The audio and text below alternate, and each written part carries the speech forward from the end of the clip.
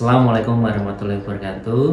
Salam, perkenalkan saya Hafidz Triantoro Haji Pratomo. Saya salah satu dosen pengajar di program studi terapi wicara dan bahasa jurusan terapi wicara Poltekkes Kemenkes Surakarta. Perkenalkan, saya ingin menyampaikan terkait dengan salah satu mata kuliah yang saya ajar dengan judul Asesmen Diagnosis 1. Mata kuliah ini memiliki bobot 4 SKS dengan pembagian 2 SKS teori dan 2 SKS praktek. Mata kuliah ini tentunya sangat penting untuk dipelajari mahasiswa. Proses asesmen dan diagnosis merupakan proses yang di awal intervensi atau di awal tindakan perlu dikuasai oleh mahasiswa. Keberhasilan proses intervensi itu tergantung dari keberhasilan proses asesmen. Pemilihan jenis-jenis asesmen, pemeriksaan mulai dari pemeriksaan terstandar sampai dengan pemeriksaan autentik itu tentunya perlu dikuasai oleh mahasiswa. Capaian pembelajaran mata kuliah ini dimulai dari proses perencanaan asesmen dan diagnosis, kemudian sampai dengan pemilihan instrumen pemeriksaan, analisis, dan pada akhirnya sampai pada pelaporan atau dokumentasi proses asesmen. Mata kuliah ini memiliki persentase penilaian mulai dari partisipasi, kemudian kuis, praktek, penugasan, ujian tengah semester, dan ujian akhir semester. Berikut adalah contoh bagaimana proses belajar mengajar mata kuliah asesmen diagnosis yang dilakukan di kelas. Apa sih yang dimaksud dengan rencana? Kalau saya boleh tahu, apa yang dimaksud dengan rencana? Apa Mas Fahrul? Sesuatu yang akan dilakukan. Oke. Menuliskan, mencatatkan, ya, atau bahkan mungkin kita bisa memformulasikan sesuatu yang akan dilakukan. Jadi sesuatu yang akan dilakukan belum yang sudah dilakukan itu namanya rencana. Keberhasilan suatu tindakan itu dari rencana atau tidak? Ya, contoh misalnya kalau kita merencanakan untuk melakukan sesuatu, maka otak kita akan memformulasikan kebutuhan apa saja yang diperlukan untuk mencapai tujuan yang ingin kita capai, kan seperti itu. Untuk itu makanya perencanaan asesmen, ya, itu menjadi salah satu poin krusial dalam proses pencarian masalah klien. Ketika asesmen sudah dilakukan, kemudian juga kita ketemu masalahnya, kemudian kita bisa menegakkan diagnosis, dan pada akhirnya setelah diagnosis kita bisa ngapain? Intervensi, Melakukan rekomendasi, menuliskan rekomendasi. Setelah rekomendasi ada, maka kita bisa melakukan intervensi. Nah, seperti itu runtutannya, ya. Sehingga kembali ke sini, ya, rekan-rekan semua, mohon izin bahwa untuk kaitannya dengan perencanaan asesmen dan diagnosis itu ada beberapa langkah. Yang pertama tentu kita akan melakukan redefinisi dulu. Tentunya kalau di setiap mata kuliah, rekan-rekan mahasiswa dan adik mahasiswa sudah sering mendengar kata asesmen, ya kan? iya benar. Oke. Satu kata kaitannya dengan asesmen tanpa lihat slide. Tes. Analisis. Penilaian. Langkah-langkah. Oke. Kemudian Mas Khairul, satu kata kaitannya dengan asesmen. Pengumpulan data. Pemeriksaan. Observasi. Jadi asesmen itu kan spektrumnya luas, kan? Ya, banyak. Sehingga kalau kita lihat definisinya adalah proses pengumpulan informasi. Informasi itu berarti apa? Kalau kita asesmen itu berarti nyari apa? Data itu berupa apa? Masalah. Betul. Jadi kita tuh cari masalah. Betul, asesmen itu cari masalah. Masalah apa yang dialami oleh klien, sehingga dari situ kita bisa menyelesaikan masalah yang dialami oleh klien. Tepat sekali, ya. Kemudian kalau kita lihat valid dan reliable itu menjadi syarat utama. Apa itu valid? valid itu adalah misalnya kalau Anda itu di semester sebelumnya ya ada pemeriksaan untuk pasien afasia, diduga afasia, maka Anda perlu melakukan tes apa? Bukan tes apa ya, tapi melakukan takdir, karena takdir itu adalah tes afasia, diagnosis, informasi, dan rehabilitasi. Kepanjangannya begitu. Jadi Anda melakukan takdir. Nah, takdir itu adalah suatu instrumen untuk membuktikan apakah hipotesis pasien tersebut mengalami afasia itu diterima atau ditolak. Sama seperti halnya ketika Anda menerima keluhan seorang orang tua, anak saya bicaranya nggak jelas Pak.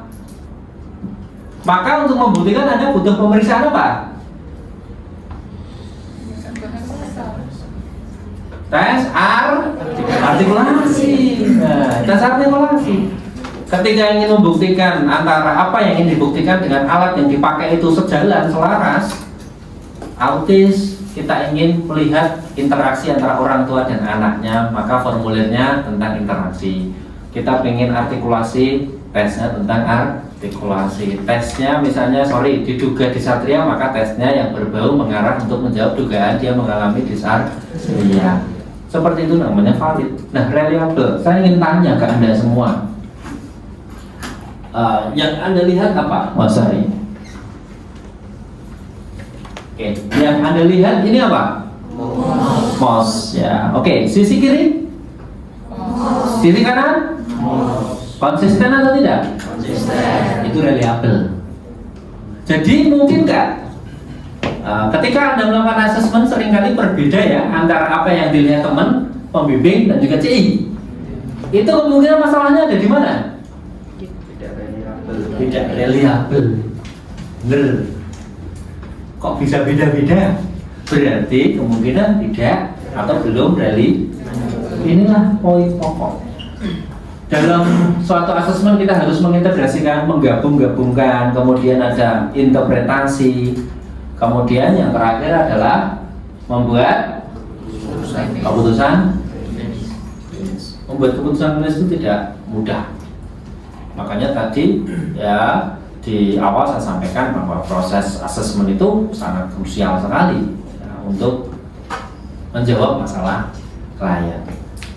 Nah, kemudian nama lainnya seringkali ya jangan sampai bingung. Evaluasi dan asesmen itu sebetulnya memiliki sinonimitas ya, persamaan. Dan kalau kita itu ingin melakukan asesmen, luarannya itu apa? Luaran itu hasil. Setelah asesmen kita akan menghasilkan apa? Diagnosis. Kemudian setelah diagnosis kita akan menghasilkan apa? Rekomendasi. Nah, ini menjadi catatan. Kalau sudah rekomendasi itu ada, maka kita bisa membuat tujuan terapi. Tujuan terapinya ada, maka kita bisa membuat atau melakukan intervensi. Ya. Jadi seperti itulah. Kemudian kalau lanjut lagi ya, ini adalah goal dari asesmen ya. Ini adalah goal dari asesmen. Keputusan profesional itu menjadi nomor satu. Profesional itu artinya apa sih? Apa itu profesional? Kalau jadi mahasiswa yang profesional, kalau jadi dosen yang profesional, kalau jadi klinisi, jadi terapis bicara yang profesional. Apa makna profesional? Melakukan sesuai dengan kompetensinya, melakukan sesuai dengan kewenangannya, melakukan sesuai dengan apalagi kewajibannya, dan mendapatkan sesuatu sesuai dengan haknya. Itu profesional. Keputusan itulah. Jadi salah satu kewajiban kita kan melakukan assessment. Jadi kalau kita melakukan assessment, otomatis kita sudah memenuhi kebutuhan profesional. Oh, Mbak Dewi Citra dianggap profesional karena melakukan assessment. Oh, Hafiz misalnya nggak profesional. Kenapa? Ya tidak melakukan kewajibannya, kan begitu. Makanya ini menjadi penting. Nomor kedua, ya, kalau saya ada pasien, oh anak ibu butuh tes IQ, harusnya ada itunya nggak? Ada dugaan nggak bahwa dia butuh tes IQ atau tidak? Itu butuh berpikir kritis kan? Ya, nomor tiga, kebutuhan intervensi. Bisa nggak dilakukan intervensi tanpa adanya daftar masalah? Oh nggak bisa, nggak bisa. Maka harus ada masalah. Ya, dan masalah itu didapatkan dari asesmen. Kembali lagi ke situ. Kemudian fokus intervensi. Misalnya kita bangun rumah. Ya, saya pakai analogi ya. Kalau fokus kita itu bikin fondasi, ya sudah fondasi dulu.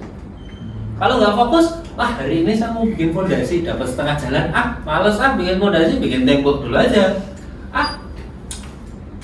Ternyata panas, ya udah kita bikin atap dulu aja, ya nggak jadi rumahnya.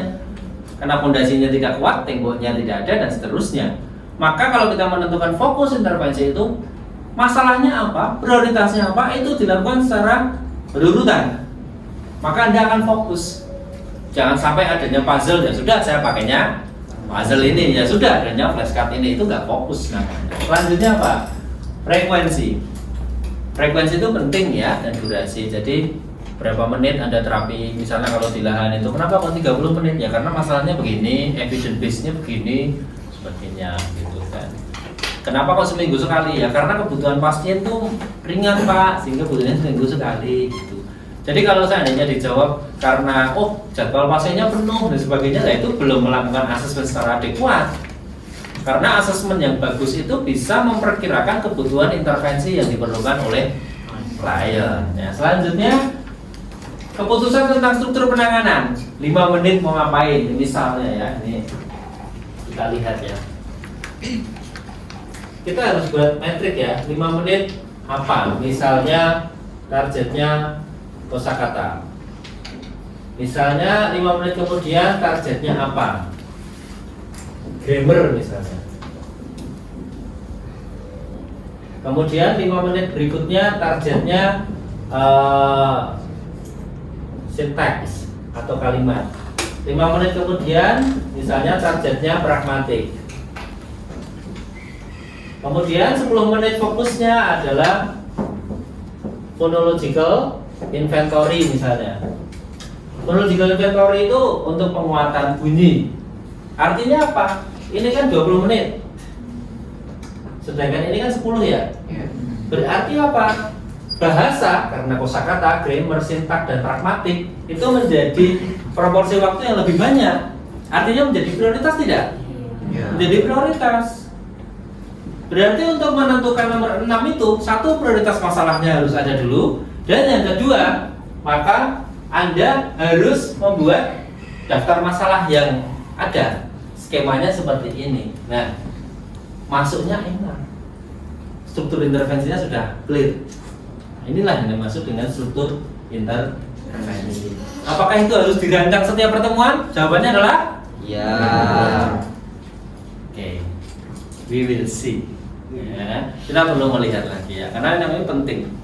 Oke, selanjutnya, nah inilah yang menjadi fokus kita hari ini, yakni rencana, asesmen dan diagnosis.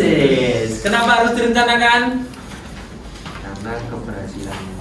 Karena keberhasilan asesmen berdasarkan rencana. Nah, oke, saya langsung fokus ke ininya saja ya, bagian dari formnya, biar teman-teman bisa langsung terimplementasi. Oke, pertanyaan saya, rencana ini dituliskan sebelum asesmen atau setelah asesmen? Sebelum. Diingat, sebelum. Jadi misalnya ketemunya sekarang, saya dikabarkan misalnya admin saya di klinik atau mungkin di sesi klinik saya, oh Pak Awet ini ada pasien IQ-nya 90, keluhannya ini. Saya sudah bisa belum membuat rencana asesmen dan diagnosis? Siapa yang sudah, siapa yang belum? Angkat tangan, ayo. Angkat tangan. Yo, ini sudah. Sudah. Yang belum? Yang belum, oke. Yang sudah dulu ya. Yang sudah kenapa? Lebih keras mungkin mau izin? Karena mau bikin rencana itu kan rencana dapatnya dari mana? Dari informasi tadi bisa. Terus yang belum Mas Ilham? Dan? Kita masih belum dapat berupa identitas klien, masih belum ada. Terus permasalahan secara spesifiknya juga masih belum dapat. Kan baru keluhan-keluhan umum gitu Pak. Kalau setangkap saya gitu tadi. Oke, ya. Sebetulnya kita juga sudah boleh kok memformulasikan rencana. karena kan belum tahu identitasnya. Justru kan dari sini kita masuk dulu ini. Apa ini? Keluhan, kondisi yang diduga. Kemudian setelah itu berarti kita akan menuliskan di bawahnya sini. Keluhannya apa, kemudian instrumennya saya butuh apa sih? Berarti butuh apa? Formulir riwayat kasus untuk menggali lebih dalam. Tapi tentunya ketika saya pulang ke klinik atau mungkin saya ketemu ke admin, saya tanya nggak namanya siapa, usianya siapa, bisa nggak seperti itu? Bisa.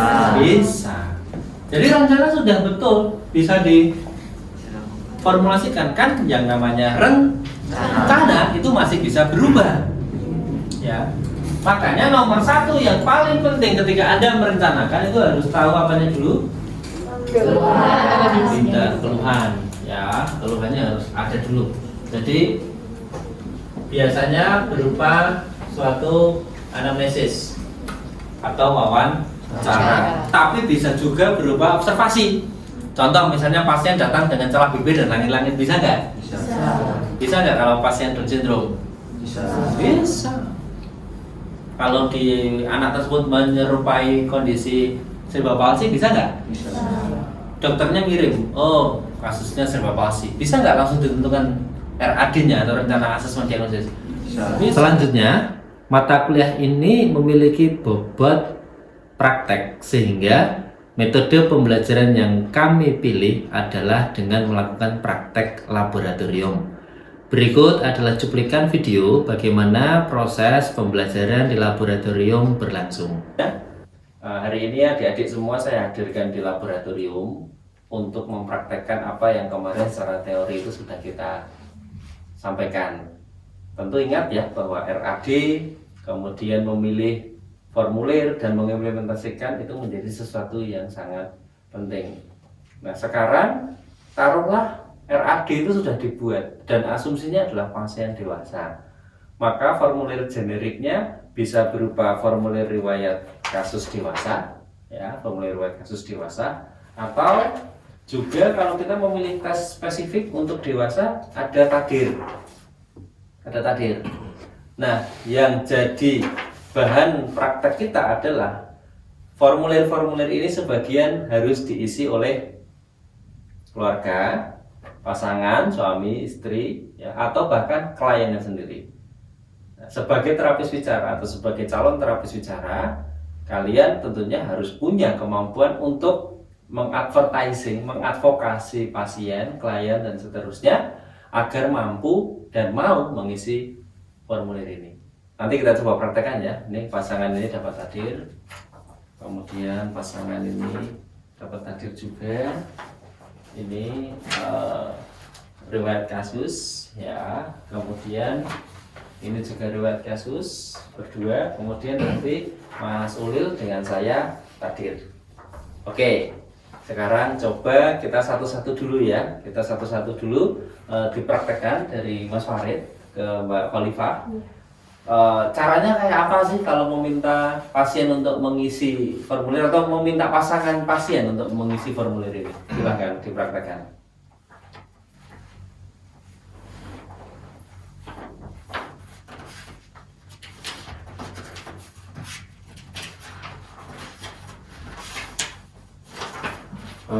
Oke. Permisi Bu, ini ada formulir yang harus diisi sama keluarga pasien. Apakah Ibu berkenan untuk mengisi? Iya, saya berkenan. Ini formulirnya, silakan diisi untuk pasiennya. Iya, terima kasih. Ini yang isi saya sendiri semua, Pak? Atau bagaimana? Apakah harus suami saya yang mengisi atau saya juga? Apa saya semua yang mengisi atau sama suami saya yang mengisinya?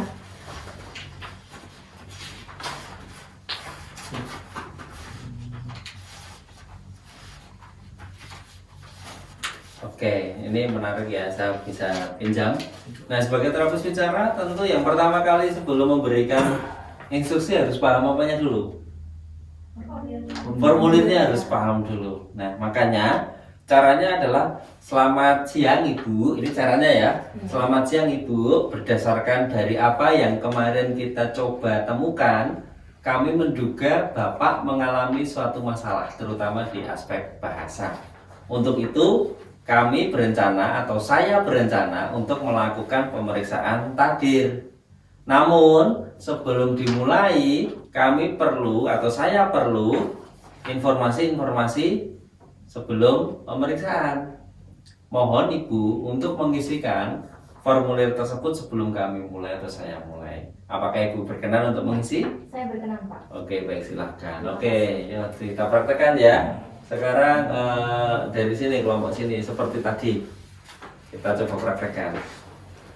Ringkas, padat, efektif komunikasinya. Yuk. Selamat pagi, Bu. Pagi.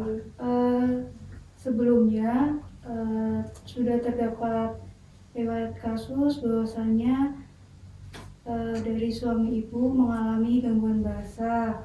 Nah, di sini saya meminta Ibu untuk membantu saya untuk mengisikan formulir registrasi yang ada di sini. Jadi nanti Ibu bisa membantu menjawab apa yang saya tanyakan yang ada di formulir ini. Oke, seperti itu ya. Oke, atau coba mungkin Mbak Hanifah berganti peran. Selamat pagi Ibu. Perkenalkan nama saya Hanifah. Saya terapis bicara di sini. Berdasarkan evaluasi yang kita lakukan kemarin, itu didapati bahwa Bapak suami Ibu mengalami gangguan bahasa. Nah, dari sana saya ingin melakukan beberapa tes. Jadi untuk sekarang saya minta untuk mengisi beberapa formulir dan data-data dari suami Ibu. Apakah Ibu berkenan? Ya, saya berkenan, Mbak.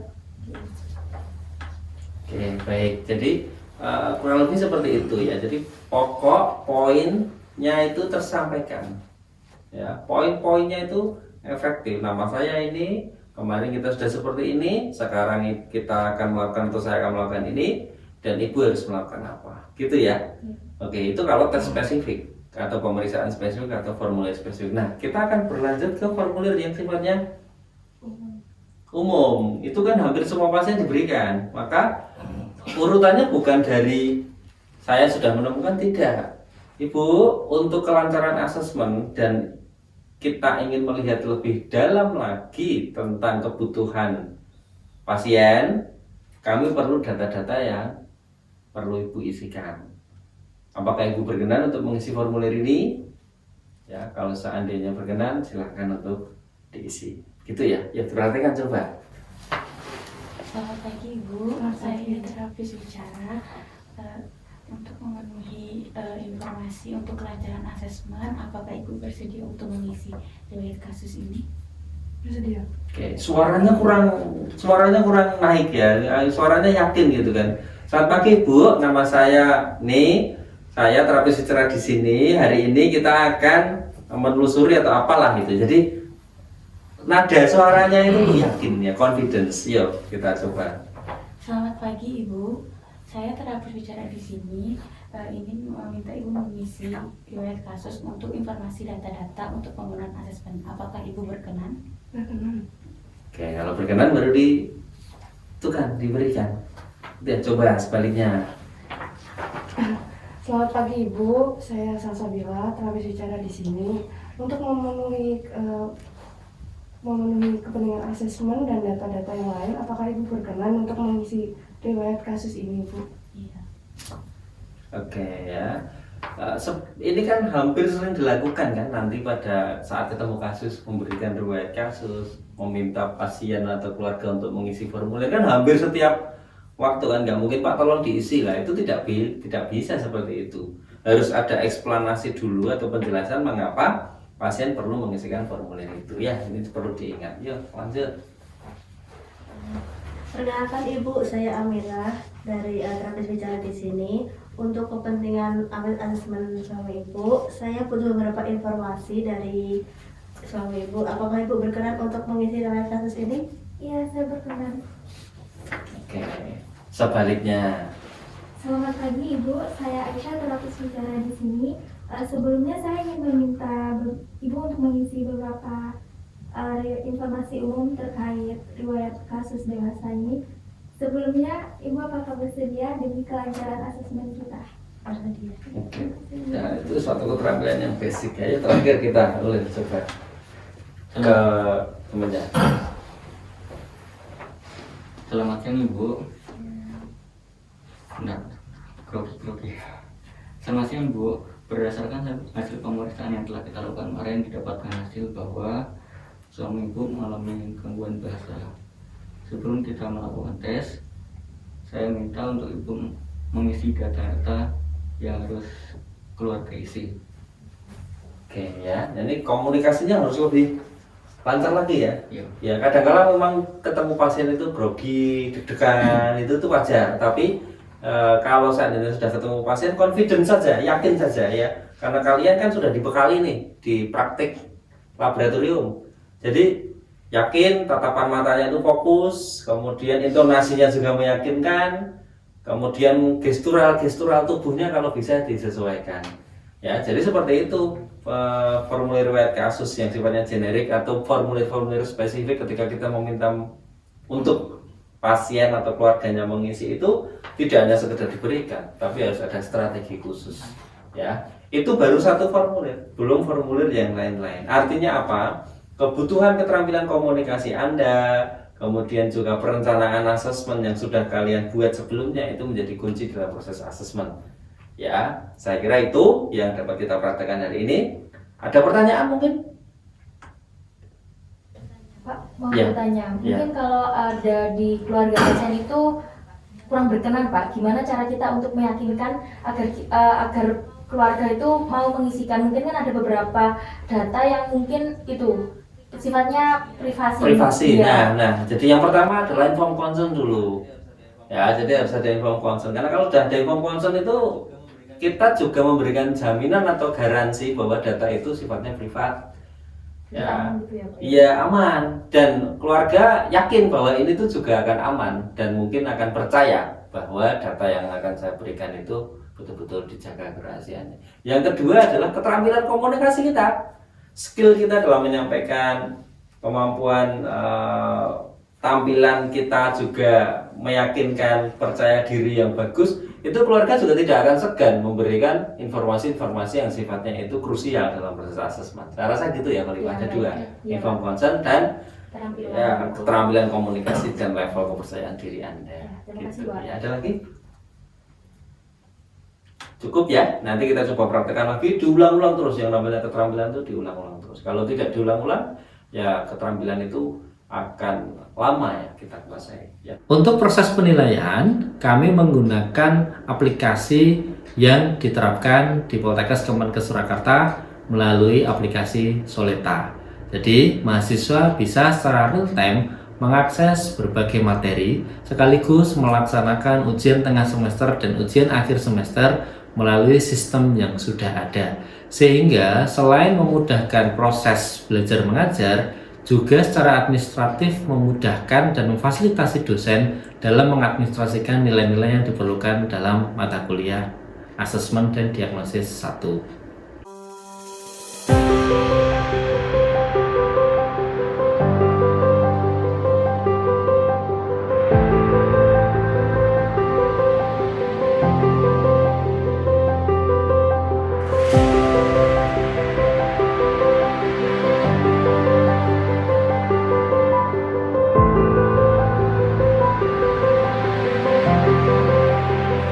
Demikian cuplikan video pembelajaran ini, semoga bermanfaat. Terima kasih. Wassalamualaikum warahmatullahi wabarakatuh.